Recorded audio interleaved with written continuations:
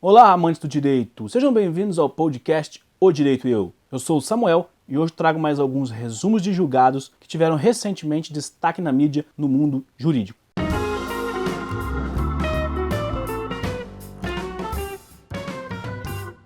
Então, neste programa, eu vou retomar o formato de trazer resumos de julgados que tiveram algum destaque. Eu vou intercalando os tipos de conteúdo que vem trazendo aqui no podcast e quero pedir a ajuda de vocês, a colaboração, para definir o tipo de programa, o tipo de conteúdo que eu trarei com maior frequência aqui no podcast. Então, se você não me acompanha no Instagram, recomendo que o faça. O perfil é @canal-direito-e-eu, porque eu irei postar em alguns dias, a partir do lançamento deste episódio, algumas enquetes para delimitar, para encontrar o melhor formato possível para os programas. Se eu continuo com os julgados, resumo de julgados, se eu trago aulas, se eu trago indicações, se eu trago algum convidado esporadicamente. Então ajude na construção do podcast, me acompanhe lá no Instagram e responda a essas enquetes. Eu vou publicá-las nos stories. Então me acompanhe por lá e não fique de fora. Vamos então aos resumos de alguns dos principais julgados com destaque na mídia. Utilizar atestado para ludibriar empregador valida justa causa. Foi com base no entendimento de que utilizar atestado médico para ludibriar o empregador, se beneficiando de folgas, consiste em falta grave, podendo gerar demissão por justa causa, que a juíza Eunice Fernandes de Castro, da 7ª Vara do Trabalho de Goiânia, validou a demissão de um empregado que organizou uma festa durante seu afastamento médico. A magistrada afirma na decisão que, abre aspas, ao apresentar o atestado médico, espera-se que o empregado esteja afastado de suas atividades laborais para se recuperar de repouso, para que possa, o mais rápido possível, retornar para sua fonte de sustento, que é o trabalho. O atestado médico não é uma espécie de coringa que dá ao trabalhador a liberdade de receber sem trabalhar e, ao mesmo tempo, praticar inúmeras outras atividades no horário que deveria estar trabalhando. Fecha aspas. O empregado, que buscava reverter a demissão, enviou mensagens a colegas de trabalho convidando para uma festa organizada por ele e, posteriormente, compartilhou vídeos feitos durante o evento. Ficou comprovado com isso, de acordo com os autos, que o funcionário estava em pleno gozo físico durante o período de afastamento. A defesa do empregador argumentou que, abre aspas, diferentemente do que foi exposto na ação, o empregado estava plenamente apto ao exercício das funções, além de ter plenas capacidades motoras para locomoção. Por ter agido de má fé, nada mais justo que o funcionário seja demitido. Fecha aspas. A magistrada ainda pontuou que, abre aspas, a gravidade da conduta do reclamante se exacerba em razão dos vários vídeos enviados via WhatsApp durante a ausência justificada por atestado médico, na medida em que outros empregados tiveram ciência do fato, o que ensejou sanção disciplinar mais enérgica da reclamada, em exercício de face pedagógica do poder diretivo do empreendedor. Fecha aspas. Rendimentos de devedor podem ser penhorados para pagamentos de honorários. A 11ª Câmara Civil do Tribunal de Justiça do Paraná entendeu que os rendimentos líquidos do devedor podem ser penhorados para pagamento de honorários advocatícios. A Corte havia indeferido em acórdão o pedido de penhorar parcela da remuneração do executado, afirmando que o crédito buscado não possui natureza alimentar. Entretanto, no julgamento dos embargos de declaração, a Câmara entendeu pela possibilidade de penhorar 10% dos rendimentos do devedor e destiná-los para o pagamento dos honorários devidos. A juíza substituta Luciane de Rócio Custódio Ludovico, relatora do caso, afirmou, abre aspas, da análise da decisão embargada constata-se a contradição aventada pela embargante, vez que a parcela do crédito perquirido tem natureza alimentar. Logo, no que tange ao cumprimento de sentença dos honorários advocatícios sucumbenciais, possível a penhora da remuneração do executado em decorrência de sua natureza alimentar. Fecha aspas. A fundamentação da decisão proferida pela magistrada foi com base no artigo 833, inciso 4 do Código de Processo Civil, que contempla de forma ampla a prestação alimentícia como forma de superar a impenhorabilidade de salários, soldos, pensões e remunerações.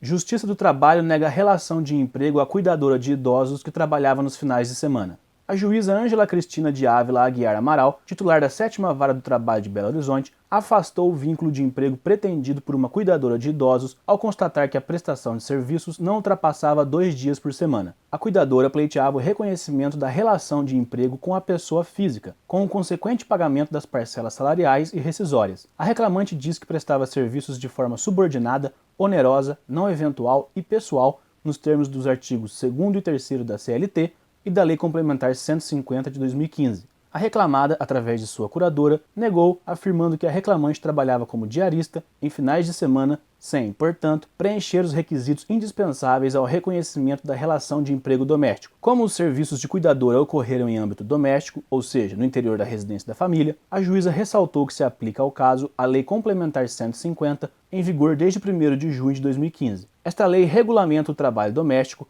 e, em seu artigo 1º, considera empregado doméstico, abre aspas, aquele que presta serviços de forma contínua, subordinada, onerosa e pessoal e de finalidade não lucrativa à pessoa ou à família, no âmbito residencial destas, por mais de 2 dias por semana, fecha aspas. Ao prestar depoimento em juízo, no entanto, a cuidadora reconheceu que, durante o período da prestação de serviços, que teve uma duração de cerca de 2 anos, ela trabalhava das 8 horas da manhã do sábado às 7 horas da manhã de segunda-feira. Na conclusão da juíza, o trabalho semanal não ultrapassava 2 dias por semana, o que afasta o requisito da continuidade e não eventualidade indispensável à caracterização do vínculo empregatício. Houve recurso que aguarda julgamento no TRT de Minas.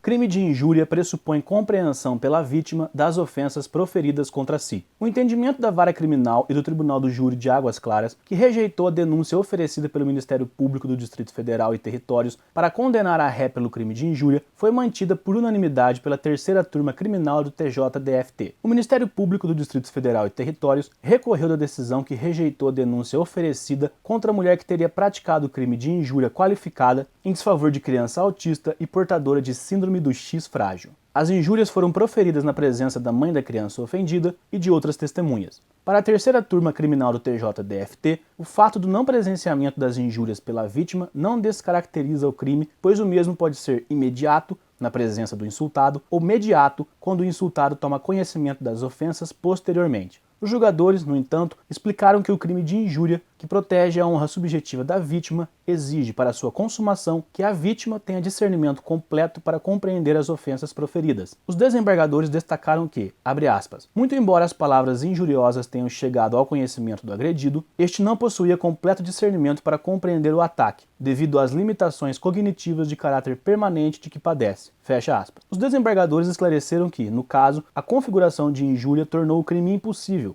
uma vez que há restrições para que o destinatário compreendesse o caráter injurioso nas palavras proferidas pela denunciada. A turma concluiu que, abre aspas, não havendo violação ao bem jurídico protegido pelo tipo penal, falta justa causa para o recebimento da denúncia. Fecha aspas.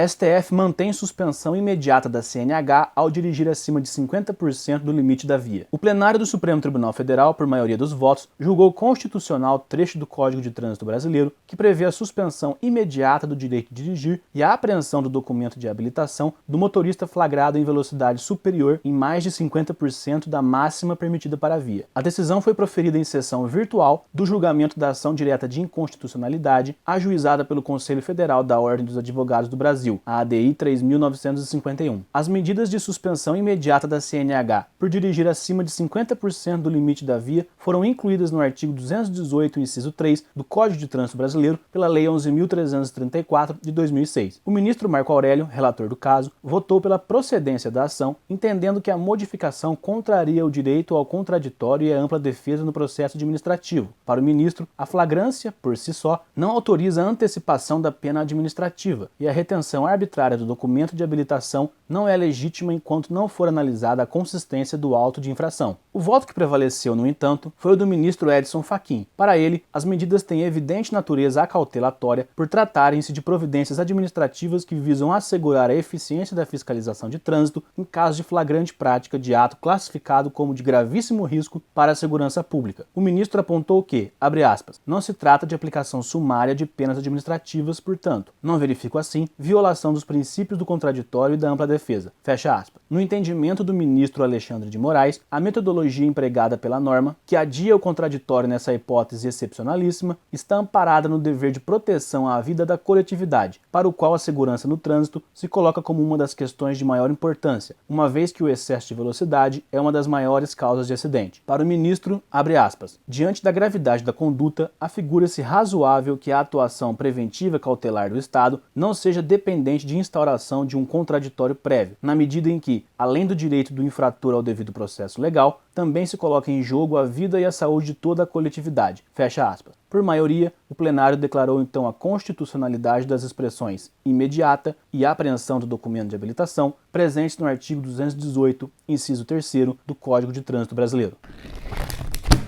Terminamos então mais um episódio aqui do podcast O Direito e Eu, desta vez com a retomada de resumo de alguns dos principais julgados aí comentados na mídia recentemente. E não se esqueça, não deixe de participar lá no Instagram da votação nas enquetes que publicarei para definir aí os rumos do tipo de programa aqui do podcast. Lembrando então que o perfil no Instagram é @canal O Direito e Eu. E se você está ouvindo esse podcast em seu agregador de podcast preferido, não se esqueça que temos também o canal no YouTube, youtube.com/O Direito e Eu. Lá tem todos os episódios do podcast também, além de muitos outros vídeos com dicas para desenvolvimento pessoal, para estudantes da faculdade de Direito, para pessoas formadas em Direito, para quem estuda para concurso público. Enfim, é muito conteúdo relevante, muito conteúdo importante para você que procura aí melhorar vários aspectos de sua vida profissional ou pessoal. Então é isso, fiquem todos bem, grande abraço e tchau!